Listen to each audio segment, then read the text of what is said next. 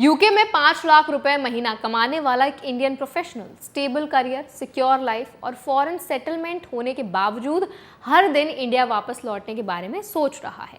वजह पैसा नहीं, लोनलीनेस, इमोशनल डिस्कनेक्ट और वो फीलिंग कि शायद सक्सेसफुल दिखाई देने वाली जिंदगी अंदर से उतनी हैप्पी नहीं है। यही डिस्कशन अब हजारों इंडियंस के बीच रेजोनेट कर रही है। आज इस वीडियो में हम समझेंगे आखिर विदेश में सेटल होने के बाद भी कई इंडियंस इमोशनली अनहैप्पी क्यों महसूस करते हैं, लॉन्ग टर्म माइग्रेशन का मेंटल इम्पैक्ट क्या होता है, सोशल सर्कल और सपोर्ट सिस्टम क्यों इतना बड़ा फैक्टर बन जाता है, इंडिया लौटने का डिसीजन प्रैक्टिकल लेवल पर कितना कॉम्प्लिकेटेड हो सकता है और ऐसे सिचुएशंस में इंडियंस को इमोशनली और पर्सनली प्रोफेशनली किन बातों का ध्यान देना है। तो चलिए फिर जल्दी से वीडियो को शुरू करते हैं। हाय, मेरा नाम है वर्षा दुबे और आप मुझे देख रहे हैं एनबीटी टेक एड पर। इस प्रोफेशनल ने बताया कि वो 18 साल की उम्र में यूके चला गया था और पिछले 8 सालों से वहीं रह रहा है। उसके मुताबिक फैमिली पहले से अब्रॉड सेटल थी और फैमिली प्रेशर की वजह से उसे भी यूके शिफ्ट होना पड़ा। आज उसके पास अच्छी सैलरी है, करियर सिक्योर्ड है और प्रोफेशनली वो खुद को वेल सेटल्ड मानता है, लेकिन इसके बावजूद उसने लिखा कि उसे अपनी जिंदगी में एक्साइटमेंट या पीस फील नहीं होता।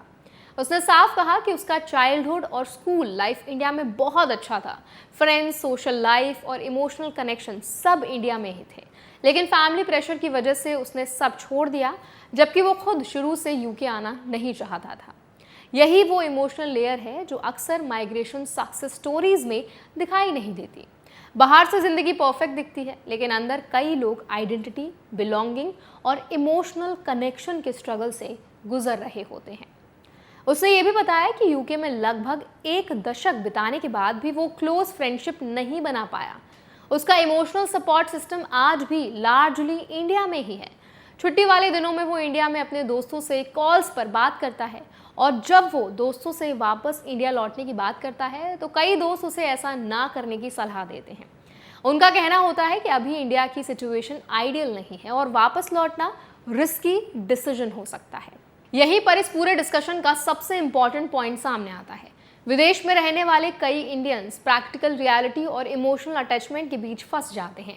एक तरफ स्टेबल इनकम, करियर ग्रोथ और सिक्योर लाइफस्टाइल होता है, दूसरी तरफ कम्युनिटी, बिलोंगिंग और फैमिली कनेक्शन की कमी। और उम्र बढ़ने के साथ ये फीलिंग कई लोगों में और स्ट्रांग हो जाती है। इस पोस्ट पर लोगों ने अपने एक्सपीरियंसेस भी शेयर किए। एक यूज़र ने लिखा, वो भी यूके में डिसेंट अर्निंग के बावजूद वापस लौटने के बारे में सोच रहा है। हाल ही में उसके पिता की डेथ हुई है और उसके बाद उसे महसूस हुआ है, ऐसा एहसास हुआ है कि लाइफ बहुत छोटी है और मिजरेबल रहना शायद वर्थ इट नहीं है। उसने ये भी कहा कि यूके में कई सुविधाएं हैं, लेकिन कम्युनिटी फीलिंग वहाँ उतनी स्ट्रांग नहीं लगती। वहीं कुछ लोगों ने कॉशन भी दिया। एक यूज़र ने लिखा कि जिस इंडिया को वो मिस कर रहा है वो शायद उसके 18 साल की उम्र वाला इंडिया है।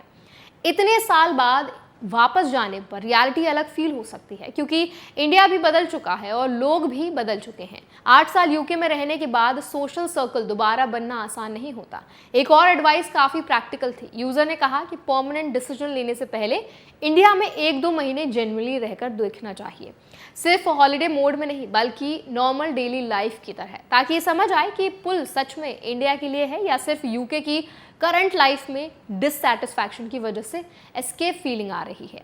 कुछ लोगों ने फ्रेंडशिप्स और एज फैक्टर की बात भी कही। उनका कहना था कि जैसे जैसे लोग 30 की एज के आसपास पहुंचते हैं, प्रायोरिटीज़ बदलती हैं। फ्रेंड्स अलग सिटीज़ या कंट्रीज़ में शिफ्ट हो जाते हैं, फैमिलीज़ और रिस्पॉन्सिबिलिटीज़ बढ़ जाती हैं और सोशल लाइफ नेचुरली लिमिटेड होने लगती है।